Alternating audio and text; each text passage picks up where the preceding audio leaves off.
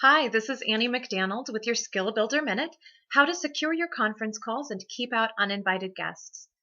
It's interesting that we're pretty diligent in making sure our passwords that we use for everyday login access over the internet is extremely secure. We monitor and modify our passwords to avoid hacks, but do we use the same security measures for our confidential conference calls? Think about how often you have a regularly scheduled conference call using the same passcode for everyone to enter. If an employee leaves the company, do you change the passcode? Do you know who's on each and every call? Probably the answer is going to be, well, I think so. So that you can answer absolutely, I'm going to give you a few best practice tips to secure your conference call so that you can have peace of mind that only the people that are supposed to be on your calls are actually the ones on them. Tip number one is probably the easiest one to implement with little to no effort. Set up your conference call with the roll call feature turned on. This will ask each guest to record their name as they enter the conference.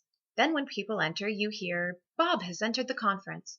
You can also do a roll call check right before you start your conference call to make sure you recognize each person that you invited. Number two, if your conference call service provider offers an online visual call manager, then you can actually see all the active callers and what number they called from. Probably my favorite tip is number three, provide each guest with their own secure and unique passcode to enter the conference. This will make sure that the person you gave it to is the one who's actually using it, and the secure unique passcodes will only allow one connection, so it cannot be shared. You can have these unique passcodes expire after each conference call, or keep the same one for multiple uses, but it will still only allow one connection per call. Number four, don't provide a passcode to guests, but rather dial out to each one and bring them into the conference. I know this sounds like a lot of work, but with a conference provider that offers quick dial out, it will make it painless. Last but not least, tip number five, always, and I can't stress enough, always review your call summary reports. Your conference call provider should be providing these reports to you after each conference call.